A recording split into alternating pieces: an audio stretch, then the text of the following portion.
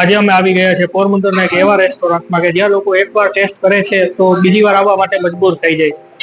જી હા, વાત કરીએ છીએ નિશા ફૂડ કોર્નર, જે આવેલું છે એરપોર્ટની તદ્દન નજીક। તો આવો અહીં આપણે ફૂડની ટેસ્ટ કરીએ અને સાથે જ ઓનરનો રિવ્યુ પણ જાણીએ।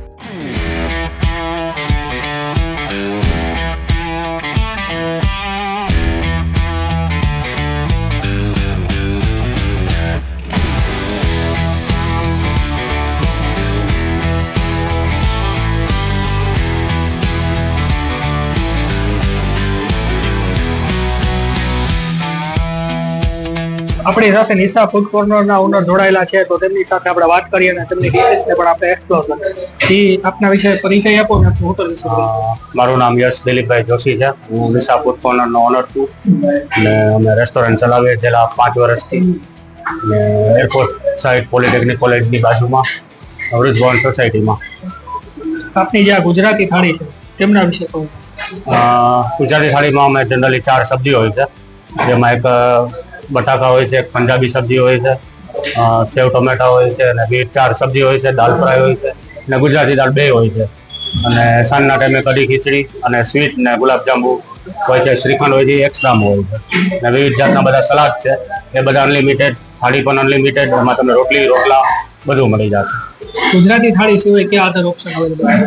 અત્યારે જનરલી ટ્રેન્ડિંગમાં ઘણું ચાલે છે, જેમ કે ફાસ્ટ ફૂડ છે। ફાસ્ટ ફૂડમાં પણ અત્યારે નવી વેરાયટીઓ ઘણી ચાલે છે। પછી અત્યારે પેન્ટ્રી આઇટમ છે, જેમ કે વેફલ્સ છે, પછી બનવામાં તમે લોન્ચ ચોકલેટ્સ ઉપર ઘણી આઇટમ બને છે, સ્ટ્રોબેરી ચોકલેટ બને છે, જે ઓછા ઇન્વેસ્ટમેન્ટમાં કે નાના સેટઅપમાં તમે એનામાંથી બિઝનેસ સ્ટાર્ટ કરી શકો। ગુજરાતી છે આ બધી રેસ્ટોરન્ટ જે ફૂલ ફ્લેજ રેસ્ટોરન્ટ છે, જેમાં તમારે સ્ટાફ જોઈએ, પ્રોપર સેટઅપ જોઈએ અને એ તમારે ઓછા સેટઅપમાં તમે એવો વ્યવસાય કરી શકો અત્યારના। આપની આ જે ગુજરાતી ડીશ છે એમાં એવી કઈ સબ્જી કે એવી કઈ આઈટમ છે કે જે લોકો વધારે લે છે? જનરલી પંજાબી વધારે પ્રિફર કરે છે, જેમ કે નેવી કોસ્ટગાર્ડ છે અને અત્યારે ટ્રેન્ડિંગમાં પંજાબી ચાલે છે, પંજાબી છે। પછી અમે અમુક સબ્જી છે જે નોર્થ ઇન્ડિયન સ્ટાઇલના અમે પ્રિપેર કરીએ, જેમ કે કઢી પકોડા છે અને ઘણા બધા વિવિધ સબ્જી છે, પાલક કોર્ન મસાલા છે, કે જે અમે રનિંગ ગુજરાતીમાં પણ આપીએ છીએ। તો અમારું એ વધારે પ્રિફર કરે છે પબ્લિક। આપની થાળીમાં ટેસ્ટફુલ જે સબ્જી છે તેમની પાછળની સિક્રેટ છે? મેન તો એ છે કે હું પોતે જ બનાવું છું બધું ને લોંગ ટાઈમ એક સ્ટાફ જળવાયેલો છે, ક્વોલિટી એકને એક સેમ રાખી છે। બધા મસાલા છે એ બધું અમે ISI માર્કાવાળા જ યુઝ કરીએ છીએ અને ટોપ ક્વોલિટી ઓલમોસ્ટ યુઝ કરે છે। અને અત્યારે સ્પેશિયલી કોવિડ પછી બધા હાઇજીન તરફ વધારે બધા પબ્લિક પ્રિફર કરે છે, તો હાઇજીન ઉપર ખાસ ફોકસ રાખીએ છીએ અમે અત્યારે। આપણે ક્વોલિટીની વાત કરીએ તો જે નવા યુવાનો છે, ઉત્સુક છે હોટલ બિઝનેસ લાઈનમાં આવવા માટે, તેમના માટે શું માર્ગદર્શન આપો? ક્વોલિટીમાં કોઈથી કોમ્પ્રોમાઇઝ નહીં કરવાનું, કેમ કે કસ્ટમર છે ને તમને પે કરે છે તો એને એટલું વર્થ જ લાગવું છે કે એને જે પે કર્યા છે એનું વર્થ જ છે। તો ક્વોલિટીમાં કોઈથી કોમ્પ્રોમાઇઝ નહીં કરવાનું ને મેઇન છે શું કહેવાય, ગેસ્ટ ફર્સ્ટ પોલિસી રાખવી કે કોઈ પણ કસ્ટમર છે અને સારી રીતના તમે ટ્રીટ કરો તો ઓબ્વિયસલી પાછા આવવાના જ છે તમારી પાસે। આપણા રેસ્ટોરન્ટ લાઈન સાથે જોડાયેલા છો તો આપને કેટલો લાંબો એક્સપિરિયન્સ છે? આની પહેલા તો મેં 8 વર્ષ જોબ કરી છે બધા સિટીમાં, જોયું ત્યાંનું કલ્ચર, જોયું ત્યાંનું ફૂડ જોયું ને પછી જે હતું તે મેં આવીને ઇમ્પ્લિમેન્ટ કર્યું ને 5 વર્ષ થયા છે મારા બિઝનેસ સાથે। ક્વોલિટી મેન્ટેન કરવા માટે આપ શું ધ્યાન રાખો?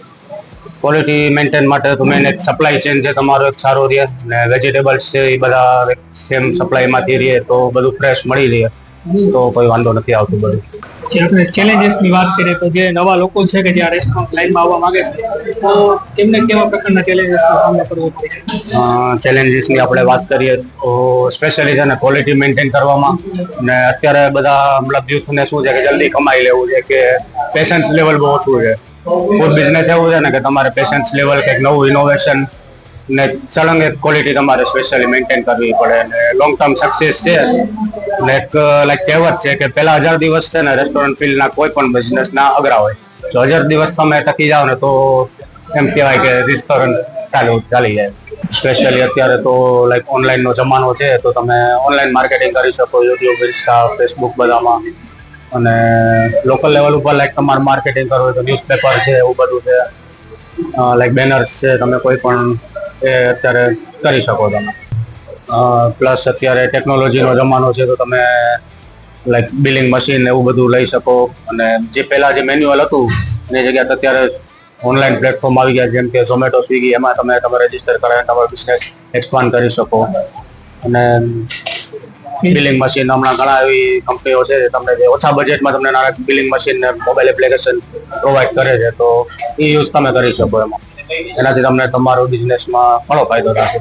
સ્પેશિયલી મેન્યુઅલમાંથી તમે ઓનલાઈન મોડમાં વયા જશો. જે તમારા ગુજરાતી થાળીના કોન્સેપ્ટમાં તમારો જે મેનુ છે તે 8 દિવસમાં ફેરફાર થતો રહે છે, કઈ રીતે થાય? મેન્યુમાં ડેઈલી વીકલી ચેન્જ થતું હોય, મતલબ ડેઈલી એમાં ગુજરાતી દાળ હોય, દાલ ફ્રાય હોય, સબ્જી હોય, દરરોજ નવા નવા કઠોળ હોય, લીલોતરી સબ્જી નવા નવા હોય, પંજાબી સબ્જી દરરોજ અલગ થતા હોય. એ વાઇઝ બધું મેનુ ચેન્જ થતું હોય, સલાડ ચેન્જ થતું હોય.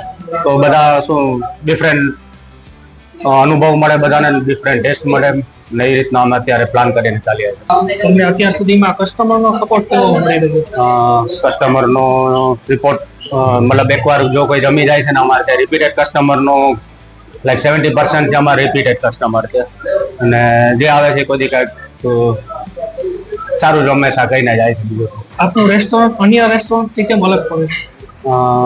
અન્ય રેસ્ટોરન્ટ મારા માટે તો છે ને ખરેખર સિટીની બહારનું એરિયા છે, તો આ મારા માટે મોટો ચેલેન્જ આ હતો કે રેસ્ટોરન્ટ જ્યારે સેટઅપ કરવું, પણ અમારે ઇનફ પાર્કિંગ ઇનફ છે.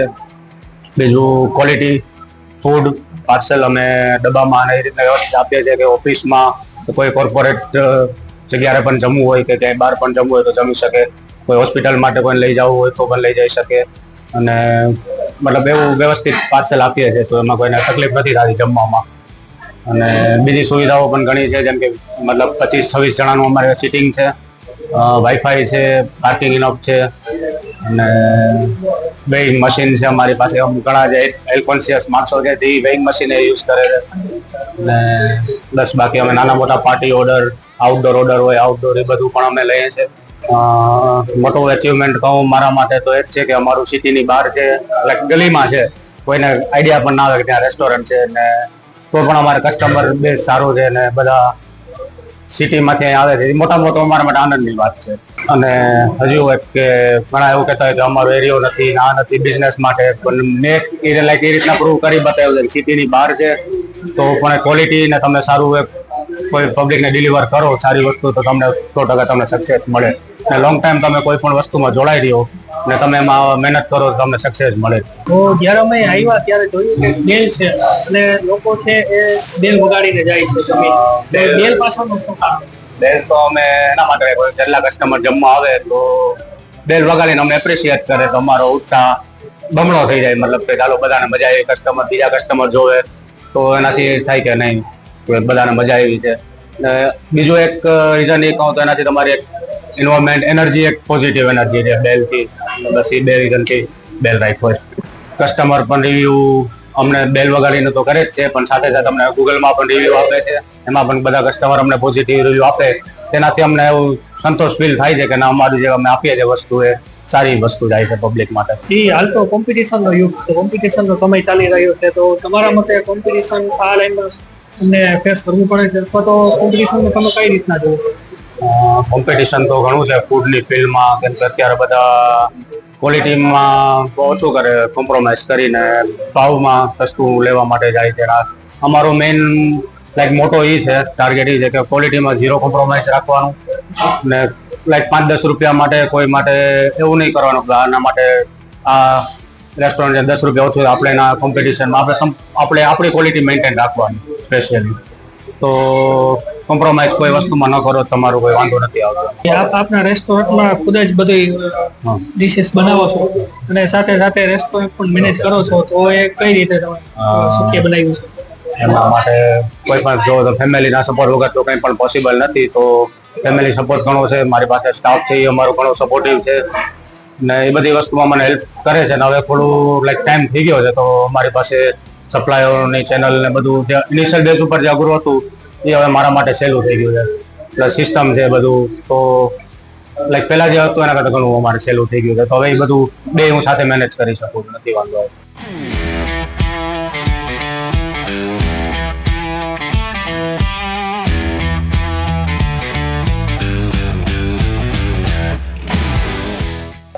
જે મેં ટેસ્ટ કર્યું છે તો આમાં ઘર જેવા જ મસાલાનો મને ટેસ્ટ લાગે છે. તો તેમનું શું રીઝન છે? અને ઘર જેવું જ છે સબ્જી છે મને ફીલ થાય છે. મેઇન તો એનું રીઝન છે કે અમે બધું સિંગતેલમાં બનાવીએ છીએ. બધા મસાલા છે એ બહુ ગરમ મસાલાનો બહુ ઓછો ઉપયોગ કરીએ છીએ, જેનાથી ડેઈલી માટે પણ જમવું હોય તો અનુકૂળ આવે બધા માટે. અને બધું મસાલા બધું સ્ટાન્ડર્ડ બધું યુઝ કરીએ છીએ, એના માટે તમને બધું ઘર જેવું લાગે. કઈ કસ્ટમર જોડાયેલા છે તો તેમની સાથે આપણે રિવ્યુ લઈએ તેમનો અને જાણીએ તેમનું શું કહેવું છે. ये आपको कैसा लगता है यहाँ का फूड और आप इसके बारे में क्या कहना चाहते हैं?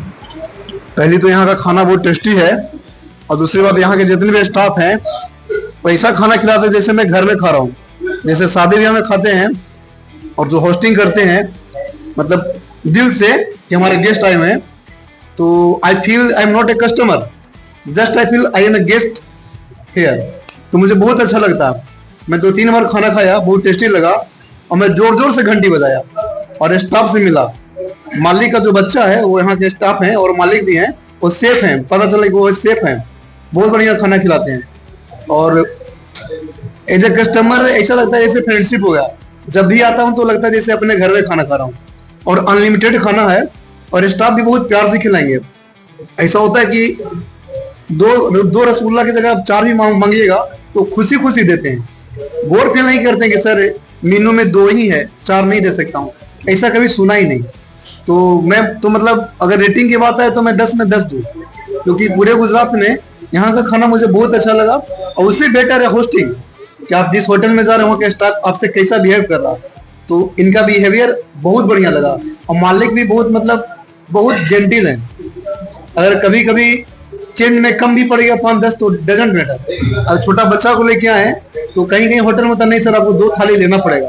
अगर 5 साल या 6 साल का बच्चा है तो नो प्रॉब्लम सर, कंसीडर कर लेते हैं कि नहीं चाहिए, 1 थाली काफी है, आप भरपेट खाइए पहले, पैसा बाद में दीजिएगा. तो बहुत अच्छा लगा मुझे. आई एम हैप्पी है.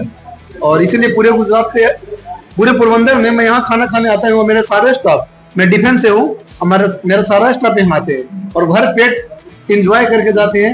और हैवी अमाउंट भी नहीं है, 130 रुपये खाना बहुत हैवी अमाउंट नहीं है और वो बढ़िया से खिलाते हैं. जो चाहे वो आप ले सकते हैं. दूसरी खूबी ये है कि होटल 10 बजे बंद हो जाती है, बट मैं 10 बजे एक्यूरेट आया. सारे स्टाफ खाना खा के जाने वाले थे, मैं फैमिली के साथ आया. इन्होंने रुक कर मेरे लिए खासकर खाना खिलाकर भेजे. ये बहुत बड़ी चीज है, क्योंकि हमसे कितना आमदनी होता, 2 आदमी थे, 260 रुपये आमदनी होता. आमदनी को न देखकर सोचे भाई भूखा न जाए, खाना खिला के 11 बजे में गया, तब इन्होंने अपना शॉप को क्लोज किया. ये बहुत बड़ी चीज है. તો આ તો નિશા ફૂડ કોર્નરનું પોડકાસ્ટ. તમને કેવું લાગ્યું એ કમેન્ટમાં જરૂર ચોક્કસથી કહેજો. અને અમારી ચેનલ પર જો તમે નવા છો તો ચેનલને લાઈક, શેર અને સબસ્ક્રાઇબ કરજો. તો તમે નેક્સ્ટ રિવ્યુ કઈ હોટલનો જોવા માંગો છો એ પણ કમેન્ટ જરૂરથી કરજો.